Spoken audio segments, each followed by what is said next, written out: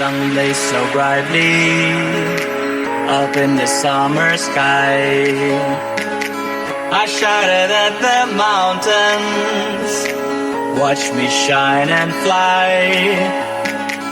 But then cracked the thunder and the heavens cried, our world torn asunder, her heart said goodbye. Et bonjour à toutes et bonjour à tous, et je me présente, je m'appelle Chris et je vous propose aujourd'hui le premier numéro d'une toute nouvelle émission sur les ondes, intitulée Chacun sa voix. Le principe, il est ma foi très simple, je reçois des comédiens spécialisés dans le doublage, ils nous parlent de leur parcours et on entre un petit peu dans l'envers du décor. Dans cette émission, mon envie est donc de mettre en lumière les métiers de la voix, notamment celui de comédiens spécialisés dans le doublage et de voix off également, qui sont souvent considérés, on va pas se mentir, comme des métiers de l'ombre. Et aujourd'hui, pour ce premier numéro, je reçois par téléphone Arthur Pestel qui est là pour nous parler de sa carrière et de tout ce qu'il fait. Donc bonjour Arthur. Salut tout le monde, ça va? Ça va et toi? Ouais, super. Parfait. Et du coup, déjà, je vais te remercier d'avoir accepté cette invitation à la préparation. Après un petit peu de temps, mais au moins, on est là. C'est parfait. Aucun problème, c'est un grand plaisir d'être là avec vous. Super. Alors, on va commencer, avant de commencer à parler de ta carrière à proprement dit, est-ce que tu peux te présenter en quelques mots? Eh bien, du coup, je suis Arthur Pestel, je suis comédien, spécialisé surtout dans le doublage de voix. Ça fait 33 ans que je fais du doublage. Et voilà, j'ai commencé tout petit, je suis tombé dedans un peu comme Obélix. D'accord. Et j'ai mon frère et ma sœur qui sont également comédiens, Charles et Charline Pestel. Et je les accompagnais petits sur les plateaux d'enregistrement. Et on m'a entendu jouer dans les couloirs, on a trouvé que j'avais une voix rigolote. Et on m'a essayé au doublage alors que je savais pas encore lire. Donc on me répétait les phrases, on se mettait derrière moi et on me disait quand je te tape sur l'épaule tu parles pour être synchrone sur le mouvement des lèvres. Et donc voilà, ça a commencé comme ça. Parfait. Et écoute, on va détailler tout ça pendant toute cette heure d'émission. Et donc Okay. tu l'as dit, tu es comédien spécialisé dans le doublage, mais est-ce que tu es déjà apparu aussi à l'écran? Oui, exactement. En fait, j'ai commencé le doublage et tourné des films en tant qu'acteur en même temps. D'accord. Voilà, j'ai fait pas mal de films enfants et après en grandissant à l'âge de 13 ans, 14 ans, comme je loupais pas mal l'école et que c'était un peu compliqué, je me suis surtout spécialisé dans le doublage puisque ça m'amusait énormément de passer d'un rôle à un autre. Dans la même journée, ça me plaisait beaucoup, voilà. Et du coup, j'ai un peu moins tourné. J'ai continué à tourner, mais un peu moins. Donc, j'ai fait beaucoup de doublage après ces années-là, qui ont suivi. Bien sûr. Et donc, justement, tu dis, tu prenais beaucoup de plaisir au début, donc à passer d'un personnage à un autre. Et est-ce que, du coup, plus de 30 ans plus tard, est-ce que tu prends toujours le même plaisir? Eh ben, j'en prends encore plus aujourd'hui, en fait. D'accord. Aujourd'hui, je m'y intéresse encore plus. En fait, il y a un moment donné où j'étais un peu en roue libre, puisque quand tu fais ça depuis enfant, enfant, c'était un amusement. C'est comme si j'allais faire du karaté ou une activité. En fait, j'allais doubler des films ou des dessins animés, des séries. Et donc, à un moment, j'étais un peu en roue libre, donc je faisais ça. C'était une habitude. Et c'est pas que j'y portais pas attention, mais j'y portais moins attention. Donc c'était devenu une habitude et en fait depuis 4-5 ans ça s'est réveillé encore plus et en fait aujourd'hui je m'intéresse 10 fois plus quand j'ai un rôle. Je donne tout comme j'ai toujours tout donné, mais ça me plaît encore plus aujourd'hui en fait. D'accord. Oui, parce que c'est important, du coup, surtout dans ce métier, de prendre du plaisir à aller du coup derrière la barre. Bien sûr, et se renouveler en fait dans son jeu aussi. Bien sûr. Tu vois, d'apporter quelque chose de différent, que ça soit pas toujours la même chose, parce que sinon c'est redondant pour les auditeurs qui écoutent. Bien sûr. Et donc tu l'as dit, tu fais ça depuis enfant, donc tu n'as pas arpenté spécialement d'école de théâtre ou de cinéma? Si, en fait, par contre je l'ai fait plus tard, parce que quand t'es enfant, soit c'est un peu inné et tu joues la comédie, comme tu joues, c'est pour ça qu'on dit jouer la comédie, on s'amuse à jouer, donc moi c'était un jeu pour moi. Donc c'est venu assez naturellement, mais après j'ai voulu quand même faire une école de théâtre pour approfondir mon jeu de comédien. Donc j'ai fait des cours Simon à Paris. une grosse école de théâtre. Et j'ai fait une formation aussi cascade, effets spéciaux, préparation, rôle d'action, maquillage, voilà, pour toucher un peu au métier autour de la comédie. Donc pour m'intéresser à d'autres choses. Et puis à côté, j'ai aussi fait d'autres activités pour avoir d'autres diplômes ou d'autres choses au cas où si le métier de comédien se cassait la gueule. Bien sûr, bien sûr. Et donc pour faire du doublage, hein, vu que c'est la plus grosse partie de ton métier, est-ce que selon toi, c'est indispensable de faire des écoles de théâtre ou de cinéma, ou est-ce qu'on peut apprendre sur le tas? La technique peut s'apprendre sur le tas, mais ce qui est sûr, c'est qu'il faut avoir un bagage de comédien. Donc être capable de jouer la comédie. Après, il y en a certains qui n'auront pas pris d'école, qui n'auront pas fait d'école de théâtre ou autre, et qui auront un jeu naturel parce que c'est inné en eux. Mais sinon, la plupart des gens, oui, je conseille d'avoir un bagage de comédien, avoir fait du théâtre, avoir tourné, appris des textes, répété, être capable de transmettre toutes les émotions possibles avec le corps, avec sa voix, et surtout que nous en doublage, le corps parle, mais moins qu'au théâtre, on peut moins bouger aussi à la barre. Donc, faut être capable de transmettre toutes ces émotions possibles. Et après, le doublage, c'est surtout une technique à apprendre. Donc, lire une bande rythmo, lire vite, être capable de se mettre tout de suite dans un rôle, puisque au théâtre ou quand on tourne des films, on apprend les textes, on a les textes en avance, on a le temps de les répéter. Là, au doublage, on n'a jamais les textes, on sait jamais ce qu'on va faire à l'avance, ou très peu. Des fois, on est au courant du produit, mais en fait, ça se fait sur le tas. Moi, quand on m'appelle, on me dit par exemple, est-ce que t'es libre jeudi? J'arrive sur le produit, on me dit ton rôle il s'appelle comme ça, il est comme ça, comme ça. Voilà, on me donne un peu le caractère du personnage, et là, j'improvise, je lis la première scène et je l'enregistre tout de suite. Donc c'est un métier instanté. Il faut être efficace tout de suite. Bien sûr. Oui, parce que je crois savoir, du coup, quand on double sur une série ou un film, je crois qu'il y a 3 essais maximum pour doubler une scène. Alors, idéalement, oui, c'est mieux d'être efficace le premier coup, ou deuxième ou troisième, puisque plus on va galérer à faire une scène, et donc moins on est efficace et on fait perdre du temps, et du coup, c'est possible qu'on t'appelle moins pour travailler, puisqu'on fait perdre du temps à tout le monde, on n'est pas efficace tout de suite, on met du temps à se mettre dedans. Ouais, généralement, oui, il faut être bon dans les 3 premières prises qu'on fait, quoi. Bien sûr, oui. Et donc, il paraît, du coup, en préparant cette émission, j'ai fait des recherches sur ton parcours, et il paraît que tu as été marqué par le film Menteur, dans lequel Emmanuel Curtil, célèbre comédien, double Jim Carrey. Donc, est-ce que tu peux nous raconter cette histoire? Ouais, exact. Menteur, je l'ai fait, j'avais, je crois, 7 ou 8 ans. D'accord. Donc, je savais lire. Et donc, ça a été un des premiers gros films que j'ai fait, film et cinéma. J'avais fait d'autres doublages avant, mais je m'en souviens très peu, puisque maintenant, ça remonte à assez longtemps.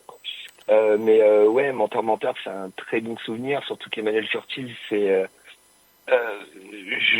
connais depuis... en fait, il m'a vu naître, carrément. D'accord. Parce que sa famille, c'était mes voisins à Paris. Et sa maman était mon agent artistique. C'est elle qui m'envoyait sur les castings en tant qu'acteur pour tourner des films. Donc on se connaissait bien. Donc ça va, j'étais pas déstabilisé ou quoi. C'était un peu un cocon qui était très agréable à faire. Donc ouais, j'en ai des très très bons souvenirs. Et puis quel film Ah oui, c'est vrai. C'est vrai. Puis ouais, Emmanuel Curtil, très très talentueux, même encore aujourd'hui. Voilà, c'est vraiment un grand comédien. Bien sûr, et je verrai personne d'autre sur Jim Carrey que lui. Il le fait à la perfection. Oui, c'est pour ça que du coup, quand c'est un autre comédien, bien qu'il soit très talentueux, qui double Jim Carrey, ça fait un petit peu bizarre, parce qu'on a tellement l'habitude d'entendre Emmanuel Curtil sur Jim Carrey que forcément, dès que ça change de voix, ça peut paraître un peu déstabilisant. Ah, bien sûr, je suis entièrement d'accord. Donc pour ma part, je t'ai entendu pour la première fois il y a une quinzaine d'années, ça ne rajeunit pas, de 2010 à 2013, si ma mémoire est bonne, dans la sitcom intitulée Victorious, dans laquelle tu doublais Léon Thomas, ou Léon Thomas 3, qui incarnait André. Exactement. Pour ma part, c'est une de mes sitcoms favorites, même encore aujourd'hui, mais toi, en tant que comédien ayant travaillé sur ce projet, quel souvenir tu en gardes? J'en ai des super souvenirs de Victorious. André, c'était un personnage que j'adore, donc oui, c'était trop cool. En plus, c'était que avec des copains. Des personnages qui m'a marqué le plus, son prénom, c'est celui qui fait la marionnette. Robbie. Robbie, j'adorais ce personnage. Oui. Puis même tous dedans, en fait. C'était une série super sympa, l'ambiance était hyper cool. Et non, j'en garde un bon souvenir de Victorious. C'était vraiment, vraiment très cool à faire. Et d'ailleurs, j'ai déjà reçu dans une autre radio, quand j'avais déjà cette émission, plusieurs comédiens avec qui tu as travaillé sur cette série, Marie Zidi, Olivia Lucioni, Ok. tout ça, très gentil. Et Ah oui, évidemment. d'ailleurs, tu as d'ailleurs beaucoup doublé avec, ou alors, enfin, ton personnage a beaucoup doublé avec le personnage de Tori, qui était doublé par Marie Zidi. Oui, exactement. Voilà, c'est Ouais. voilà. Donc, on va reprendre tout doucement. Et s'il y a des auditrices ou auditeurs qui sont fans d'animé, ils ont certainement entendu ta voix dans un célèbre animé du nom de Full Metal Alchemist, où tu doubles le personnage principal, Edward Elric. Donc, d'après toi, est-ce que c'est plutôt un avantage ou un inconvénient d'avoir une voix, on va dire, rattachée à des acteurs ou à des personnages bien spécifiques?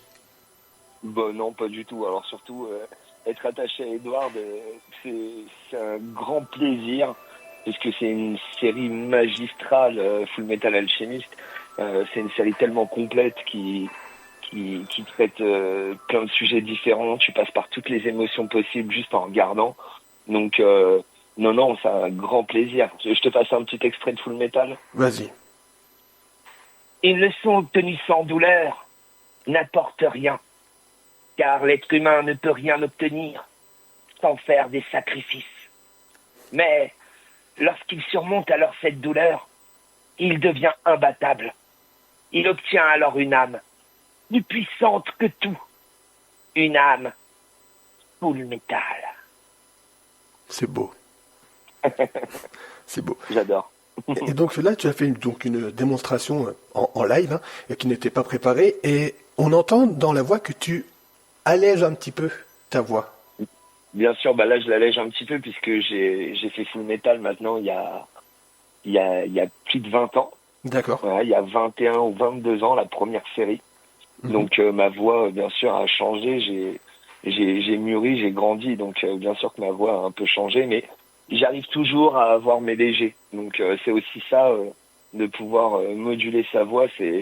Aujourd'hui, ça me permet de faire un plus grand nombre de personnages que je pouvais faire à l'époque. Bien sûr.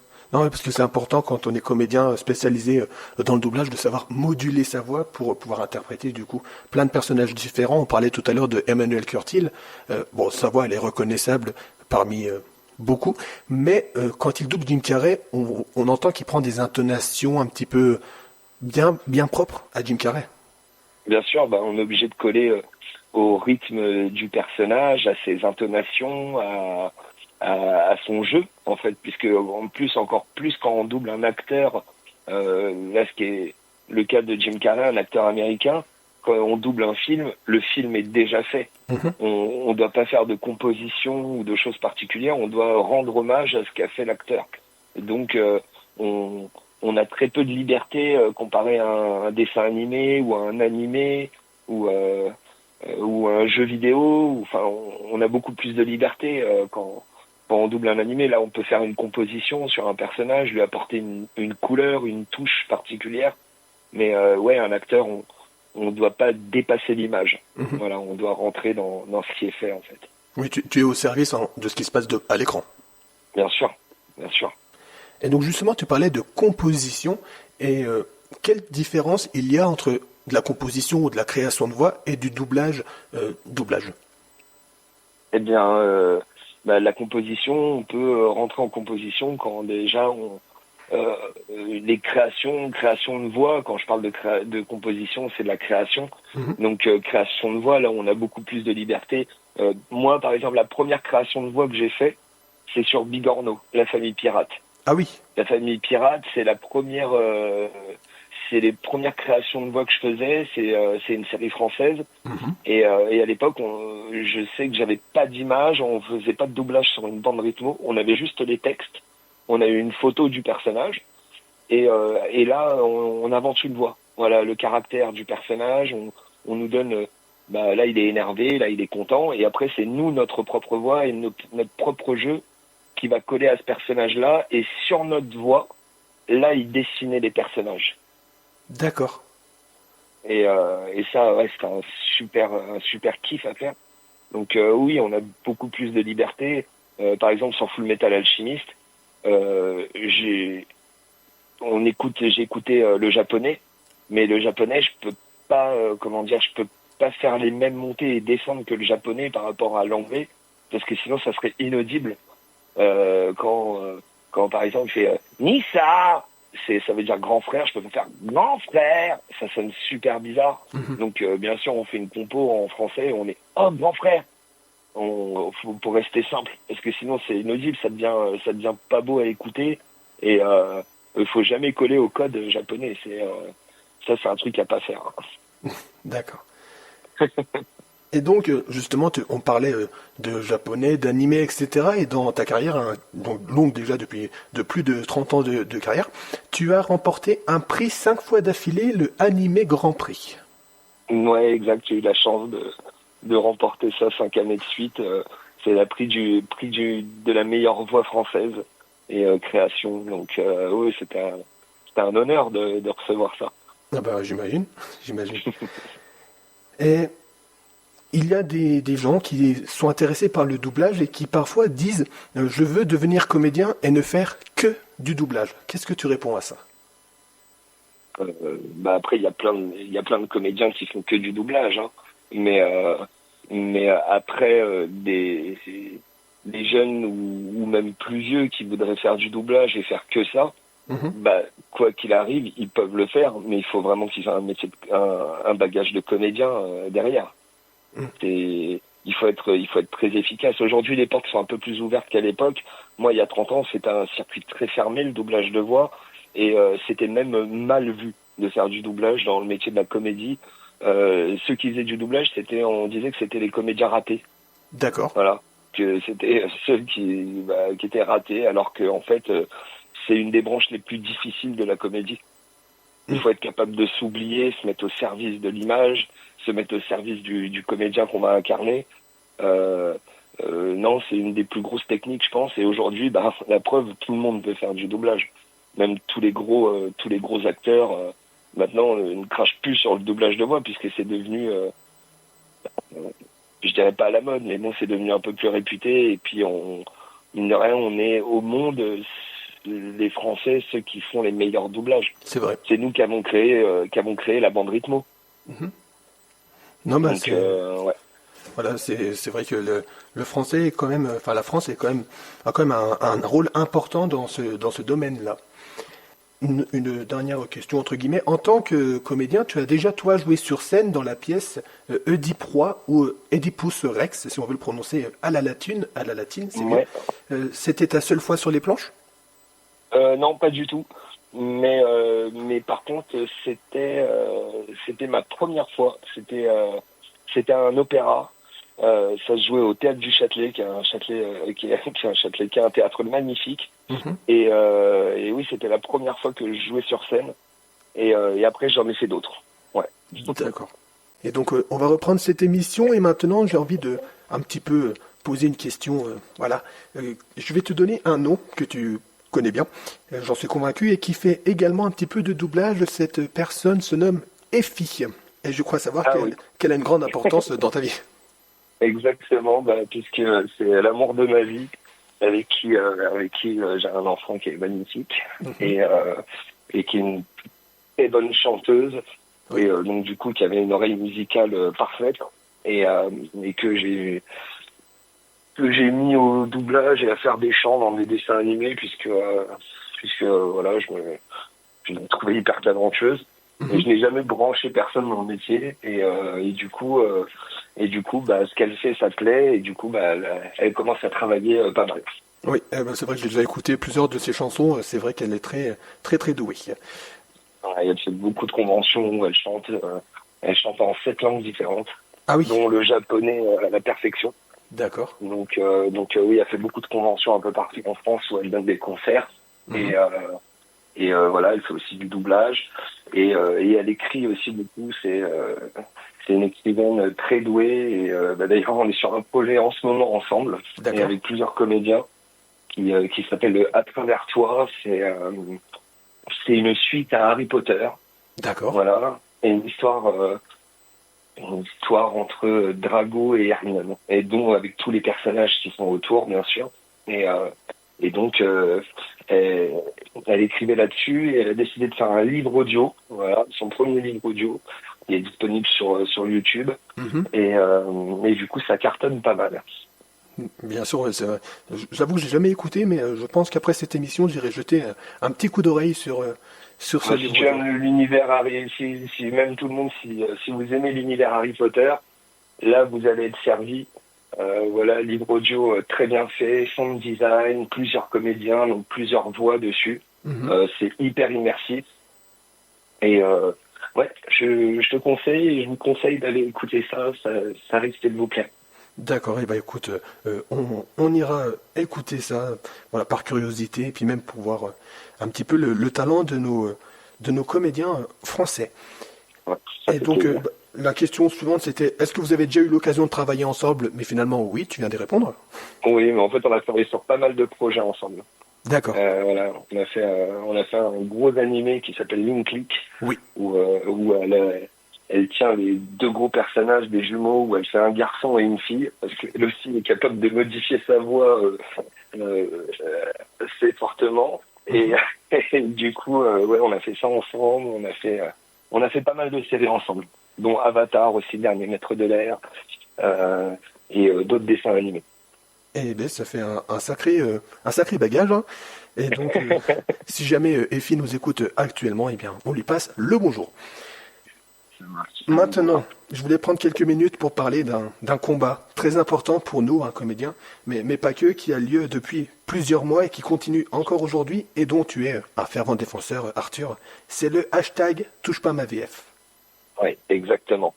Voilà, là, je parle de mon métier avec amour et en fait, j'espère aussi pouvoir encore en parler pendant longtemps, puisque ce qui est sûr, c'est qu'on est menacé par l'intelligence artificielle générative qui arrive à fond la caisse. Voilà, je suis pas contre le progrès, hein, au contraire. Hein, c'est comme quand Internet est arrivé, tout le monde avait un peu peur, mais bon, c'était l'évolution. Et là, c'est pareil, c'est l'évolution avec l'intelligence artificielle, mais à surdose et dans tout. Voilà, ça fait un peu peur. Voilà, j'ai peur que les générations à venir partent avec un handicap.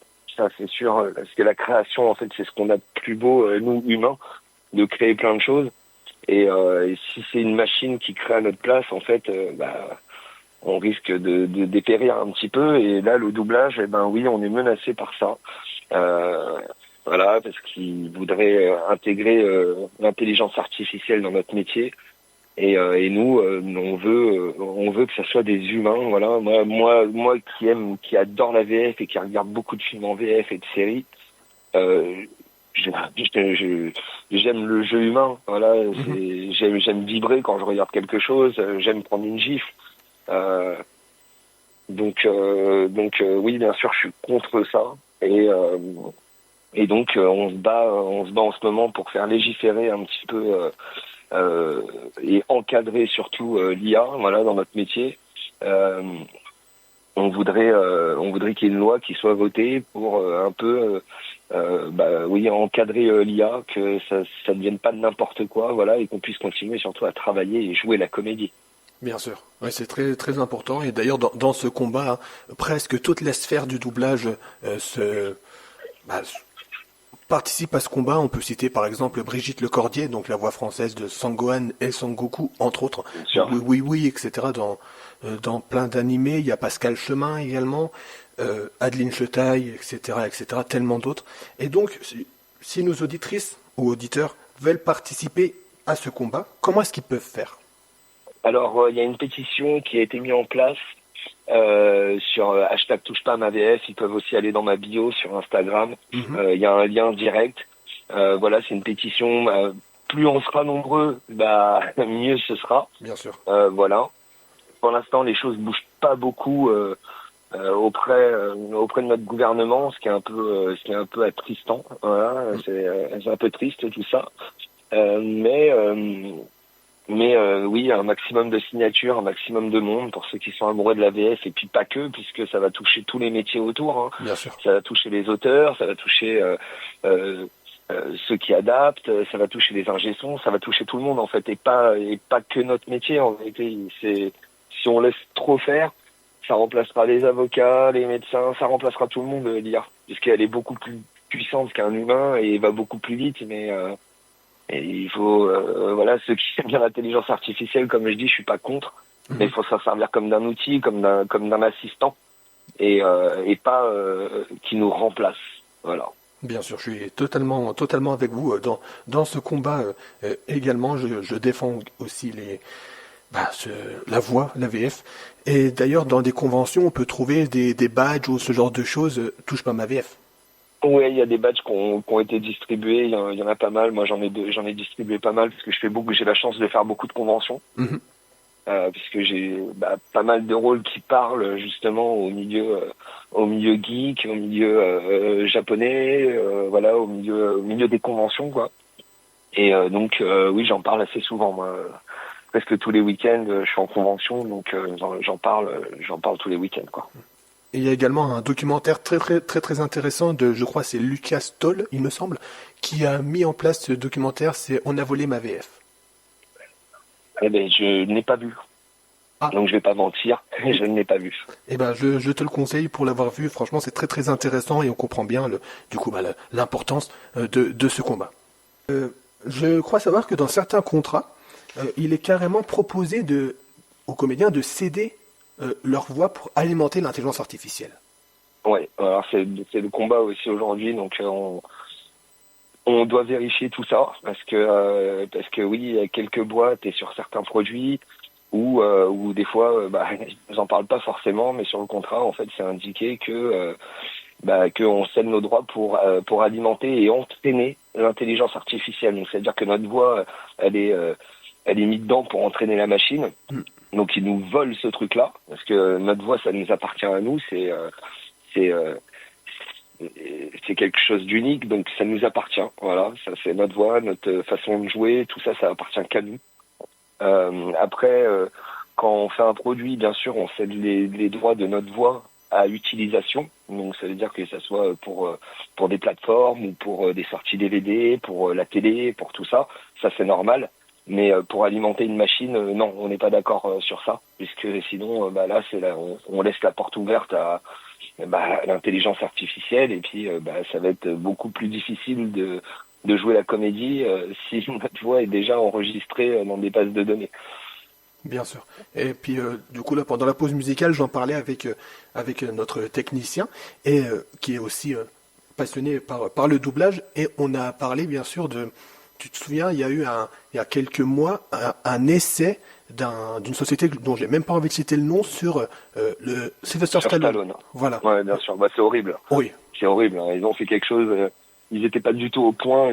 Bon après, en même temps, je dis ils auraient pas dû le faire, mais en fait, si, c'est très bien qu'ils aient fait ça parce que ça montre que en fait, c'est de la merde. Oui. Voilà, comme dit Pascal Chemin, de la merde en bas. Oui, c'est ça. Donc oui, c'est pas propre. Voilà. C'est horrible en fait ce qui est fait. Donc il y a pas de jeu, on reconnaît pas. Et puis là, ils ont voulu copier un comédien qui est tellement talentueux.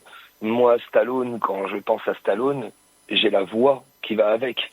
Voilà, je fais partie d'une génération où on connaît encore Stallone. Maintenant, les nouvelles générations, quand on parle de Stallone, ils connaissent pas, ils savent pas qui c'est. Bien sûr. Mais quel comédien monstrueux. Donc bien sûr que la voix qui a été mise dessus est unique. On peut pas copier ça comme ça. Comment il pourrait générer des phrases qu'on n'a jamais dit. C'est donc c'est ça qui est incroyable. Voilà. C'est ça, et d'autant plus que ça pose aussi un très gros problème éthique, hein, car du coup le comédien français original sur la voix de Stallone, c'était malheureusement Alain Dorval, qui est décédé Exactement. il y a quelques temps, je crois que c'était l'année dernière ou il y a 2 ans, et en fait pour moi ce n'est pas lui rendre hommage de faire ça, c'est plat, c'est moche, c'est mal fait, c'est robotique. Ah ouais, non, on doit laisser nos morts là où ils sont. C'est ça. Non, le travail a été fait. Justement, c'est pas lui rendre hommage de faire ça. C'est plutôt dégueulasse de faire ça. Donc, Oui, mais ouais, c'est pareil, tu vois, moi j'ai un projet là qui va arriver, et je suis dessus en ce moment, et ça va être histoire d'ouvrir les yeux un petit peu au public, voilà, autre que des vidéos de présentation ou de parler.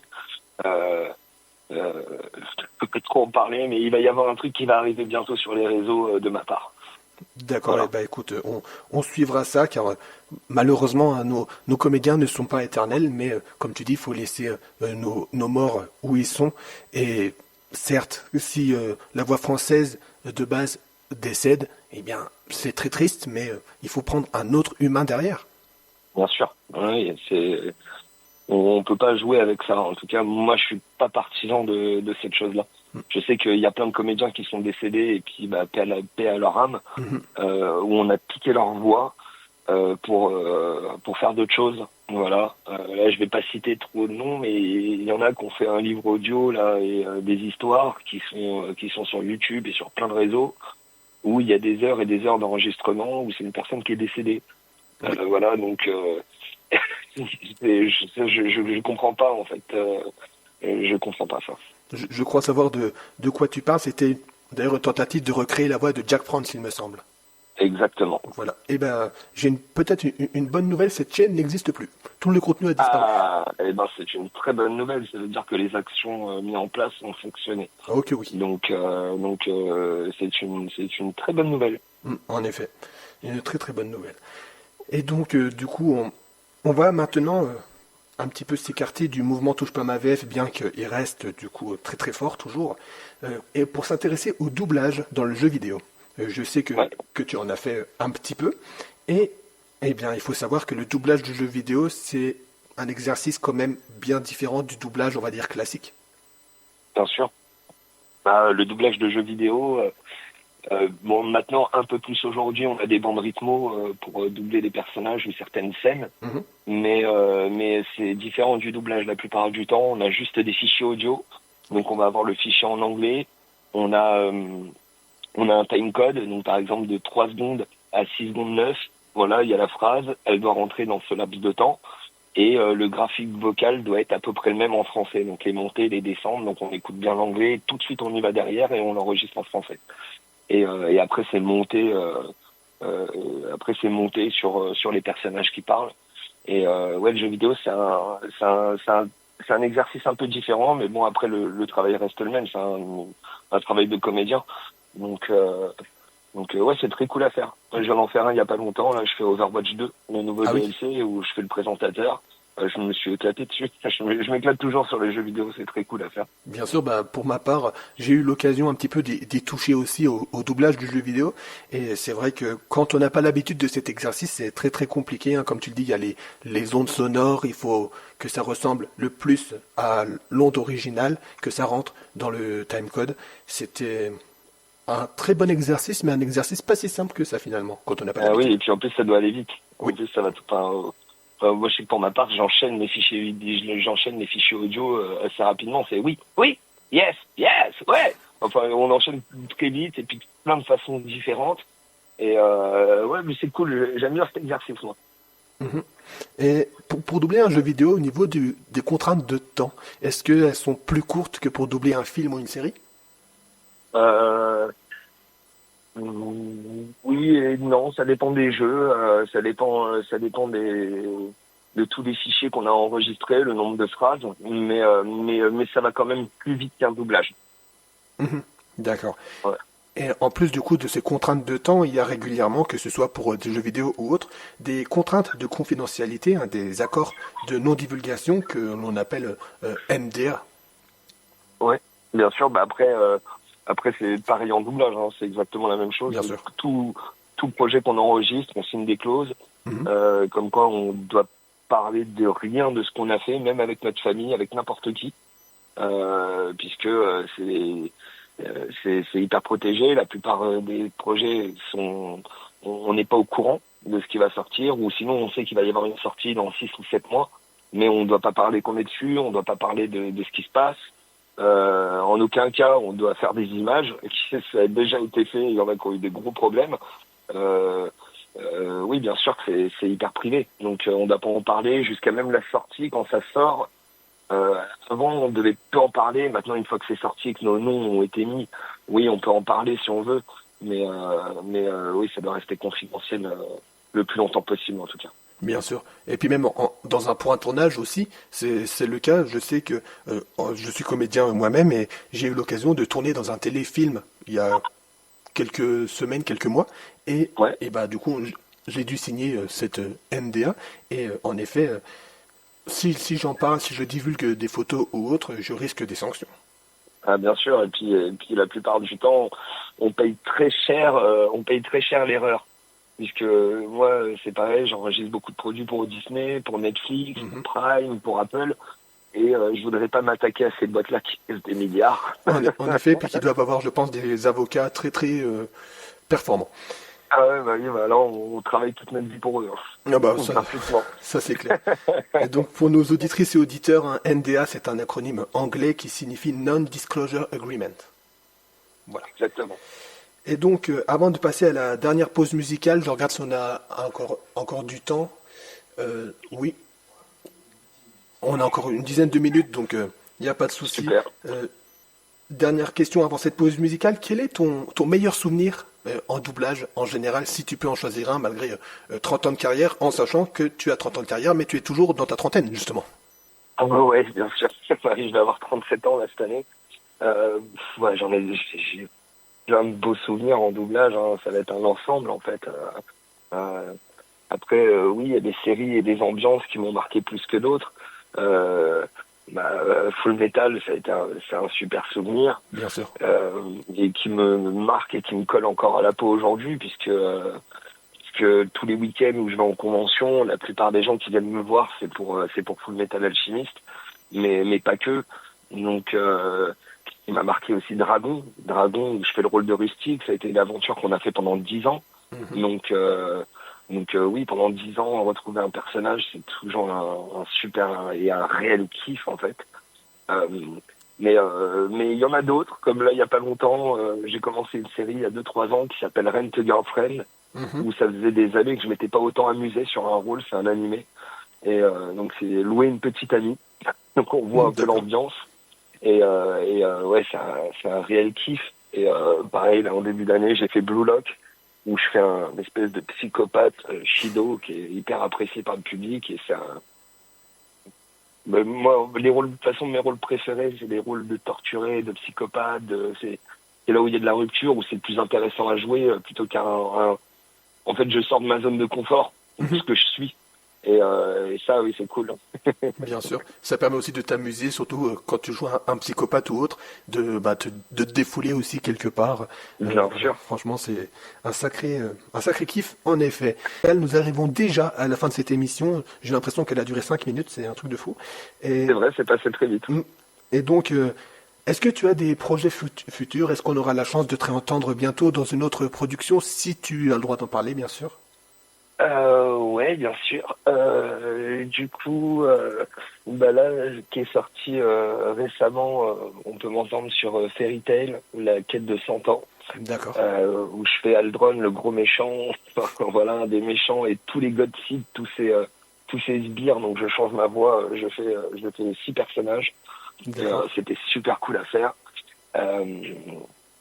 On va m'entendre dans un truc, mais là je peux pas trop en parler. D'accord, pas de souci.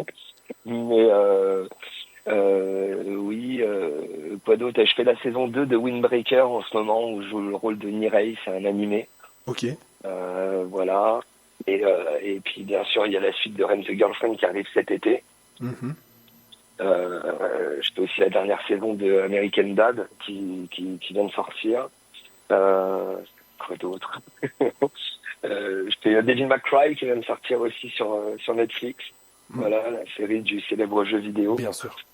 Et puis des petits projets qui arrivent. Mais bon, comme je dis, je peux pas trop en parler, mais c'est des très beaux projets. Donc je comprends, il y a pas de souci. Et si jamais voilà, je refais un petit truc, un petit kiff pour moi, si jamais vous avez l'occasion de réécouter ou de revoir ou de regarder, découvrir la série Victorious, dans lequel on t'entend sur le personnage d'André, n'hésitez pas, c'est une très bonne série de 3 saisons. Franchement, voilà, une sitcom des années 2010. Voilà, je place ça là. Non, mais t'as raison. Et donc, si on veut suivre ton parcours, ta carrière, où est-ce qu'on peut te retrouver? Réseaux sociaux, site internet? Eh bien, Arthur Pestel, sur Insta, sur Facebook, sur TikTok. Voilà, le nom change pas, ça reste le même. Et puis restez à l'affût, il y a un gros projet qui arrive et qui va être pas mal, un gros coup de poing dans la fourmilière. Parfait, bah écoute, on va suivre ça avec attention. Et qu'est-ce qu'on peut te souhaiter pour la suite? Voilà, c'était un dernier mot. Eh ben, de continuer à jouer la comédie, de m'amuser, d'émouvoir les gens si j'y arrive. Voilà, et de continuer à jouer, en fait, de continuer mon métier de comédien, de moi m'amuser et puis faire rêver les autres comme je le fais depuis des années, et j'ai un retour qui est tellement magnifique du public que j'espère le continuer encore longtemps. Eh ben écoute, c'est tout ce qu'on te souhaite, hein. Donc voilà, je te remercie d'avoir accepté mon invitation, Arthur, hein. Ça a pris un petit peu de temps, mais c'est fait. Et donc c'est un grand plaisir. Merci à toi. Eh ben je t'en prie. D'ailleurs, ne quitte pas, hein, je te récupère au téléphone juste après hors antenne.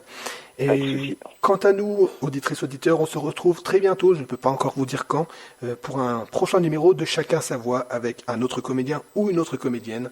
Je vous souhaite donc une bonne journée ou une bonne soirée sur nos ondes et je vous dis à bientôt. Salut tout le monde.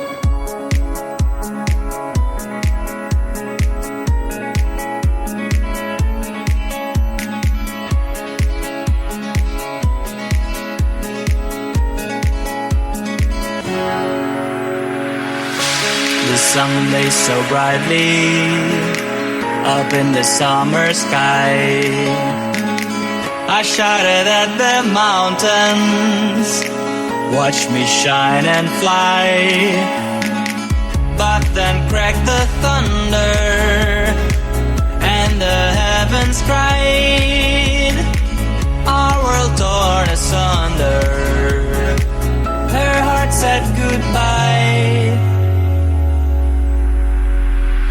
Now I'm standing in our ashes, feeling the sunshine once again. I move to the horizon, feeling the sunshine once again. Feeling the sunshine once again. Feeling the sunshine once again.